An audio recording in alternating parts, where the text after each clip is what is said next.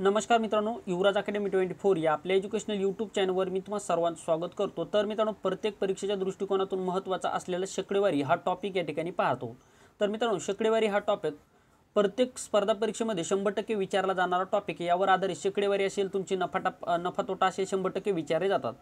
तर मित्रांनो, आता शक्रेवारी काढत असताना ज्यावेळेस तुम्हाला चा, ची, छे हे दिले जातं त्यावेळेस मित्रांनो नेहमी यावेळेस याचा अर्थ काय असतो, या चाचीचेचा अर्थ असतो मित्रांनो गुणाकार। म्हणजे नेहमी या शब्द दिल्याच्या नंतर याचा गुणाकार करायचा असतो, लक्षात ठेवायचा आहे।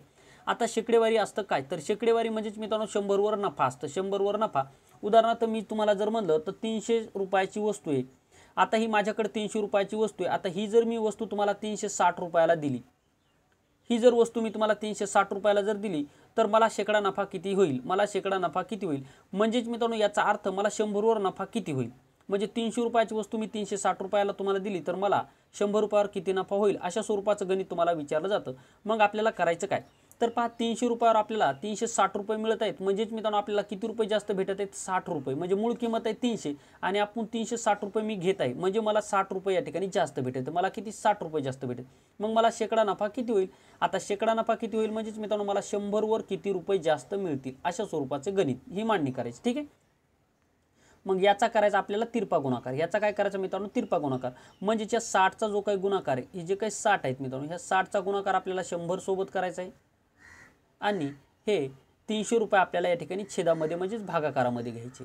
आता ज्यावेळेस आपण अंश आणि छेदाचा भागाकार करतो त्यावेळेस वरती आणि खालची जेवढे शून्य असतात हे शून्य आपल्याला कट करावे लागतात। म्हणजे वरती पहा हे 2 शून्य आहेत, खाली सुद्धा 2 शून्य आहेत, म्हणजे 2 शून्य सुद्धा कट झाले। आता 60 वर एक शून्य आहे परंतु खाली शून्य नाही, म्हणून आपल्याला 60 चा शून्य कट करता येणार नाही, हे बेसिक गोष्ट लक्षात ठेवा। मग आता वरी राहिला मित्रांनो 60, खाली राहिला 3। मग जर आपण 3 न जर 60 ला जर भाग जर दिला तर कितीचा जाईल पहा, 3 1 3, 3 2 मित्रांनो 6 आणि हा शून्य जशास तसा, म्हणजेच मला 20% नफा या ठिकाणी झालेले। आता 20% नफा या ठिकाणी मला झालेले कसा, तर म्हणजे आता या ठिकाणी मी तुम्हाला सांगतो पहा, आता 300 रुपये म्हणजेच मित्रांनो 100च्या 3 नोटा, 300 रुपये म्हणजे 100च्या 3 नोटा, ह्या झाले मित्रांनो 100च्या 3 नोटा, ठीक आहे। आता मला पहिल्या 100 रुपयावर 20 रुपये जास्त भेटले, दुसऱ्या 100 रुपयावर 20 रुपये जास्त भेटले आणि तिसऱ्या 100 रुपयावर मला 20 रुपये जास्त भेटले। म्हणजे त्या तिन्ही 100चं 20 जर केलं तर किती झाले मित्रांनो, 60 रुपये जास्त झाले। म्हणजेच मला 300 रुपयाची वस्तू पहा, 100च्या 3 नोटा म्हणजे 300 रुपये आणि मी प्रत्येक 100 रुपयावर 20 रुपये जास्त घेतले, म्हणजे 20% नफा या ठिकाणी मला झालेला। अशा स्वरूपामध्ये तुम्हाला शेकडा आणि नफा काढणं गरजेचं असतं। तर यावर आधारित परीक्षेला कसे प्रश्न विचारले जातात हे आपण या ठिकाणी पाहणार आहोत।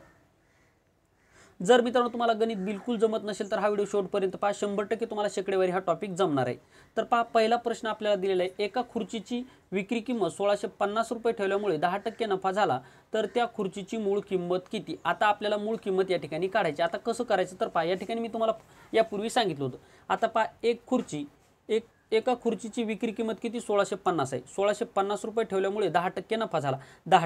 10% नफा झाला म्हणजेच मित्रांनो जर त्या खुर्चीची किंमत जर आपण 100 रुपये मानली, किती 100 रुपये जर मानली, तर या खुर्चीची किंमत आपल्याला 100 रुपये मानल्यामुळे आपल्याला काय करायचे, 100 रुपये मानल्यामुळे काय आपल्याला 10% नफा झाला, म्हणजे काय मित्रांनो 100 रुपयावर आपल्याला 10 रुपये जास्त भेटले, ठीक आहे।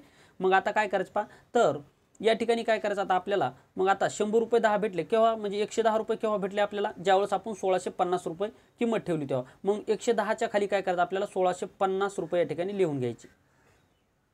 आता काय आपल्याला मूळ किंमत किती, 100 रुपये, त्यावर आपल्याला 10% नफा भेटला, म्हणजे 10% नफा भेटायला म्हणजे आपल्याला 1650 रुपये भेटायले, तर याची मूळ किंमत किती, मग याचा करायचा आता तिरपा गुणाकार, ठीक आहे।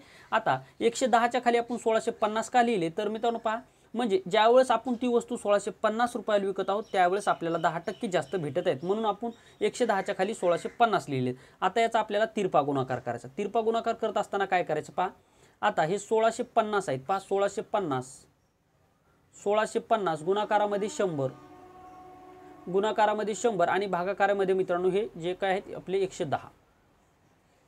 आता याची मांडणी झाल्याच्या नंतर पहा, वरी 1650 वरचा एक शून्य आणि खालची 110 वरचा एक शून्य या ठिकाणी कट झाला। आता कट झाल्याच्या नंतर पहा, खाली राहिला 11 आणि वरती राहिला मित्रांनो 165 गुणिला 100, तर सध्याचे 100 तसे ठेवून द्यायचे आहेत आपल्याला। तर 11 ने आपण 165 ला भाग देऊयात, तर पहा 11 1 11, या ठिकाणी 11चा भाग गेला, 16 मधून 11 गेल्याच्या नंतर राहिले मित्रांनो 5, म्हणजे या ठिकाणी हे 5 आणि हे 5 झाले मित्रांनो 55। 5 वर 5 झाले 55, म्हणजे 11 5 मित्रांनो 55। आता 15 गुणिले जर आपण 100 केलं तर येते मित्रांनो 1500 रुपये। म्हणजेच मित्रांनो एका खुर्चीची विक्री किंमत 1650 रुपये ठेवल्यामुळे जर आपल्याला 10% नफा होत असेल तर त्या खुर्चीची मूळ किंमत किती, तर त्या खुर्चीची मूळ किंमत असणार मित्रांनो 1500 रुपये. किती असणार? 1500 रुपये. ऑप्शन पहा, पहिलं ऑप्शन दिलेले 1550, 2 नंबरचा ऑप्शन आहे 1350, 3 नंबरचा ऑप्शन आहे 1400 आणि 4 नंबरचा ऑप्शन आहे मित्रांनो 1500 रुपये. म्हणजेच आपल्या प्रश्नाचं उत्तर असणार ऑप्शन क्रमांक 4. तर आशा करतो मित्रांनो हे गणित तुम्हाला व्यवस्थित समजलं असेल. 2 नंबरचं गणित पहा. एका दुकानदाराने काही पुस्तके 2760 रुपयाला विकली, त्यामुळे त्याला 20% नफा झाला, तर त्या पुस्तकाची मूळ किंमत किती? आता महत्त्वाचा प्रश्न आहे हा सुद्धा प्रश्न लक्षात ठेवा कसा सोडवायचा. तर पहा, एका दुकानदाराने काही पुस्तके 2760 रुपयाला विकली. किंमत किती पहा, 2760 रुपयाला विकली, त्यामुळे त्याला 20% नफा झाला. त्यामुळे त्याला काय 20% नफा झाला म्हणजे त्या वस्तूची किंमत जर आपण 100 रुपये जर मानली, त्या वस्तूची मूळ किंमत जर आपण 100 रुपये जर मानली, तर आपल्याला त्यावर किती 20 रुपये जास्त भेटत आहेत. म्हणजे 100 रुपयावर 20 रुपये म्हणजे 120 रुपये आपल्याला भेटत आहेत. पण केव्हा भेटत आहेत? ज्यावेळेस ती वस्तू आपण ज्यावेळेस आपण ती वस्तू 2760 रुपयाला विकते. म्हणजे पहा 2760 म्हणजेच वस्तूची किंमत या ठिकाणी किती आहे आपल्याला ते काढायचं. म्हणून वस्तूची मूळ किंमत मानली 100, वस्तूची मूळ किंमत 100 म्हणजे मूळ किंमतीच्या खाली प्रश्नचिन्ह द्या आपल्याला, कारण मूळ किंमत काढायची. आता काय करायचं, याचा करायचा तिरपा गुणाकार. तिरपा गुणाकार करत असताना सर्वप्रथम मी तुम्हाला काय सांगितलं, तर पहा हे 2760 रुपये गुणाकारामध्ये 100 आणि हे भागाकाराचं चिन्ह या ठिकाणी जे काही भागाकारामध्ये आपल्याला काय लिहायचं 120 लिहायचं, कारण की 120 बरोबर प्रश्नचिन्ह आहे म्हणून 120 आपण लिहूयात छेदामध्ये.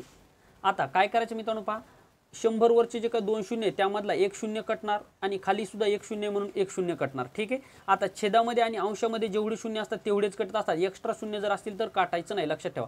कारण पहा 120 वर फक्त एकच शून्य, वरी 100 वर 2 शून्य आहेत म्हणून आपण 120 वरचा फक्त 1 शून्य काटला तर वरचा सुद्धा एकच शून्य आपल्याला कमी करायचं आहे. ठीक आहे.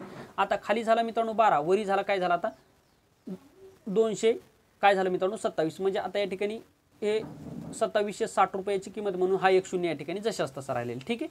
आता काय करायचं 12ने आपण या ठिकाणी वरच्या 2760 रुपयाला या ठिकाणी भागून घेऊयात. तर पहा या ठिकाणी आपण 6 1 6 sin 2 मित्रांनो 12. ठीक आहे. 6 ने भागल्याच्या नंतर परत sin 3 24, 6 1 12 sin 3 18 sin 4 24, sin 4 मित्रांनो 24 वरची भागला 4चा 4चा बसल्याच्या नंतर खाली किती आला मित्रांनो, आता 24 मधून जर 27 मधून 24 गेला राहिला मित्रांनो या ठिकाणी 3 राहिला.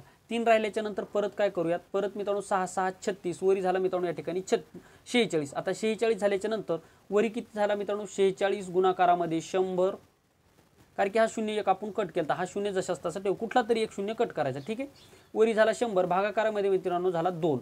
आता 2 न जर आपण 46ला जर भाग जर दिला तर कितीचा भाग जाणार आहे मित्रांनो, बे 1 बे बे 2 4 आणि मित्रांनो या ठिकाणी बे 3 6 म्हणजे 23 गुणिकारा 100. म्हणजेच मित्रांनो या त्या वस्तूची मूळ किंमत असणार 2300 रुपये. म्हणजे एका दुकानदाराने काही पुस्तके 2760 रुपयाला विकली, त्यामुळे त्याला 20% नफा झाला, तर त्या पुस्तकाची मूळ किंमत किती, तर त्या पुस्तकाची मूळ किंमत असणार 2300 रुपये. म्हणजे ऑप्शन क्रमांक 4 आहे आपल्या प्रश्नाचं उत्तर. तर आय होप मित्रांनो हे सुद्धा गणित तुम्हाला व्यवस्थित समजलं असेल. पुढचं गणित पहा. एका दुकानदाराने एक खुर्ची 10% नफ्याने विकली, जर त्यांनी ती 20% नफ्याने विकली असती तर त्याला 25 रुपये जास्त मिळाले असते, तर त्या खुर्चीची मूळ किंमत किती? आता या ठिकाणी थोडंसं गणित पहा हटके. असे गणित मित्रांनो तुम्हाला मेरिट या ठिकाणी ठरवून देतात. आता हे गणित तुम्हाला तलाठी भरती पोलीस भरतीला खूप वेळेस विचारलं जातं. एका दुकानदाराने एक खुर्ची 10% नफ्याने विकली, जर त्यांनी 20% नफ्याने विकली असती तर त्याला 25 रुपये जास्त मिळाले असते, तर त्या खुर्चीची मूळ किंमत आपल्याला या ठिकाणी काढायची. आता काय करायचं मित्रांनो पहा, हे थोडंसं गणित वेगळं आहे पहा. आता या ठिकाणी काय करायचं, सर्वप्रथम त्याला किती रुपये जास्त भेटत आहेत मित्रांनो, 25 रुपये जास्त भेटत आहेत. किती 25 रुपये. मग जास्त मिळणारे पैसे गुणाकारामध्ये 100, भागाकारामध्ये काय करायचं नफ्या व तोट्यातील फरक आपल्याला या ठिकाणी काढायचा आहे. नफा व तोट्यातील फरक या ठिकाणी काढायचा आहे. ठीक आहे. आता पहा या ठिकाणी काय करायचं, पैसे किती आपल्याला 25 रुपये या ठिकाणी जास्त भेटत, 25 रुपये जास्त भेटत. मग 25 गुणाकारामध्ये 100, भागाकारामध्ये काय करायचं मित्रांनो नफा आणि एक पहा एक खुर्ची 10% नफ्याने विकली, जर त्यांनी 20% नफ्याने विकली असती, म्हणजे 10% आणि 20% यांच्यातील फरक कितीचा आहे मित्रांनो 10चा. म्हणजे 20 मधून जर आपण 10% जर काढले तर राहतात खाली 10%. ठीक आहे. आता म्हणजे आपण वरती काय केलं, जास्त पैसे मिळणारे गुणाकारामध्ये 100, भागाकारामध्ये नफा व तोट्यातील फरक या ठिकाणी आपण घेतलेला. आता या ठिकाणी फरक घेतल्याच्या नंतर काय करायचं, आता वरी आहे मित्रांनो 100, खाली आहे 10. 10 ने जर आपण 100ला भाग जर दिला तर कितीचा भाग जाणार, 10 10 100.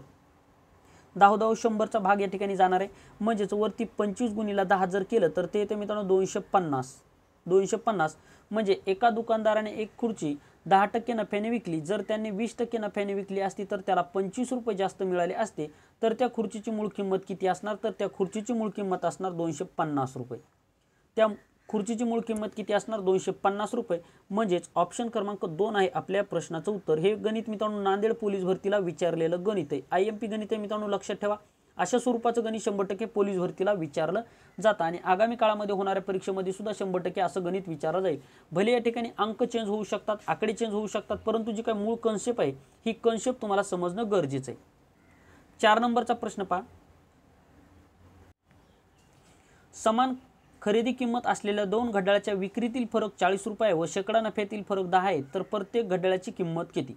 आता गणित मित्रांनो या ठिकाणी मी घेत आहेत, उगे तुम्हाला सोपे गणित या ठिकाणी सांगून फायदा नाही, परंतु तुम्हाला मेरिट ठरविणारे आणि परीक्षेला कसे गणित येतात हे तुम्हाला समजणं गरजेचं आहे। 5 समान खरेदी किंमत असलेल्या 2 घड्याळाच्या विक्रीतील फरक किती आहे 40 रुपये, शेकडा नफ्यातील फरक किती आहे 10 आहे, तर प्रत्येक घड्याळाची किंमत आपल्याला या ठिकाणी सांगायची। पहिला ऑप्शन आहे 400 रुपये, 2 नंबरचा ऑप्शन आहे 420, 3 नंबरचा ऑप्शन आहे 300 आणि 4 नंबरचा ऑप्शन आहे 320। आता 5 समान खरेदी किंमत, ज्यावेळेस समान खरेदी किंमत असते, ठीक आहे, ज्यावेळेस समान खरेदी किंमत असते त्यावेळेस काय करायचं मित्रांनो, विक्रीतील फरक किती आहे 40 रुपये, शेकडा नफ्यातील फरक किती आहे 10, म्हणजे विक्रीतील फरक छेदामध्ये नफ्यातील फरक गुणाकारामध्ये 100। आता याला डायरेक्ट आपल्याला 100 गुणाचं डायरेक्ट तुम्हाला आन्सर या ठिकाणी येणार आहे, ठीक आहे। आता पहा, मी तुम्हाला सांगितले ज्यावेळेस अंश आणि छेदामधला आपण भागाकार करतो त्यावेळेस वरती जेवढे शून्य आहेत तेवढे खालती सुद्धा शून्य असतील ते आपल्याला या ठिकाणी काय करायचे, कमी करायचे किंवा कॅन्सल करायचे। मग वरता एक शून्य कॅन्सल झाला, खालचा सुद्धा एक शून्य कॅन्सल होणार, म्हणजे आता राहिलं काय, आता 1 जर आपण 4 ला भाग दिला तर 4चाच भाग जाणार आहे, ठीक आहे। मग काय करायचं, आता वरती किती राहिला मित्रांनो 4, गुणाकारामध्ये झाला 100, म्हणजे 4 जर आपण 100चा जर गुणाकार जर केला तर ते येतो मित्रांनो 400चा, कितीचा येणार 400चा, म्हणजेच मित्रांनो या म्हणजे समान खरेदी किंमत असलेल्या 2 घड्याळाच्या विक्रीतील फरक 40 रुपये व शेकडा नफ्यातील फरक 10 आहे, तर प्रत्येक घड्याळाची किंमत किती, तर ती असणार मित्रांनो 400 रुपये, म्हणजे ऑप्शन क्रमांक 1 आहे आपल्या प्रश्नाचं उत्तर। तर आशा करतो मित्रांनो हे सुद्धा गणित तुम्हाला समजलं असेल। 5 नंबरचा आणि या व्हिडिओमधलं शेवटचं गणित पहा, 4 पुस्तकाची विक्री 5 पुस्तकाच्या खरेदी इतकी आहे, तर शेकडा नफा किती। 4 पुस्तकाची औरंगाबाद पोलीस भरतीमध्ये शहर पोलीस भरतीमध्ये औरंगाबाद सिटी पोलीसला विचारलेला प्रश्न, 4 पुस्तकाची विक्री 5 पुस्तकाच्या खरेदी इतकी आहे, तर शेकडा नफा किती तुम्हाला काढायचा आहे शेकडा नफा। पहिला ऑप्शन पहा 50%, 2 नंबर ऑप्शन आहे 25%, 3 नंबरचा ऑप्शन आहे 20%, 4 नंबरचा ऑप्शन आहे 30%। 4 पुस्तकाची विक्री किंमत 5 पुस्तकाच्या खरेदी किमती एवढी असेल तर शेकडा नफा आपल्याला या ठिकाणी काढायचा। आता काय करायचं, सर्वप्रथम विक्री किंमत आणि पुस्तकाची खरेदी किंमत यामध्ये फरक किती आहे, म्हणजे 4 पुस्तकाची विक्री 5 पुस्तकाच्या खरेदी इतकी, म्हणजे या ठिकाणी नफा 100% होणार, हे आपल्याला कन्फर्म आहे, ठीक आहे, नफा तर 100% होणार। मग काय करायचं, विक्रीतील फरक किती, आता 4 आणि 5 मधला फरक किती आहे मित्रांनो 1चा फरक आहे, मग 1चा फरक घेतल्याच्या नंतर विक्री किती आहे 4 पुस्तकाची विक्री म्हणून खाली लिहिला 4, भागाकार आता गुणाकारामध्ये आपल्याला लिहायचं 100, गुणाकारामध्ये लिहायचं आपल्याला 100, म्हणजेच विक्री खरेदी विक्रीतील फरक भागाकारामध्ये विक्री किंमत गुणाकारामध्ये 100, ठीक आहे, एवढं लक्षात ठेवायचे। आता जर आपण या ठिकाणी 1 गुणिले 100 जर केला तर ते काय येणार मित्रांनो 100च येणार। 100 आल्याच्या नंतर छेदामधला जो काही 4 आहे 4 जशाच तसा असणार, मग 4 जर आपण 100ला जर भाग जर दिला तर पहा 4 1 4, 4 2 मित्रांनो 8, 4 2 8, खाली राहिला मित्रांनो 10 मधून 8 गेल्याच्या नंतर राहिला 2, वरचा 0 म्हणजे झाला मित्रांनो या ठिकाणी 20।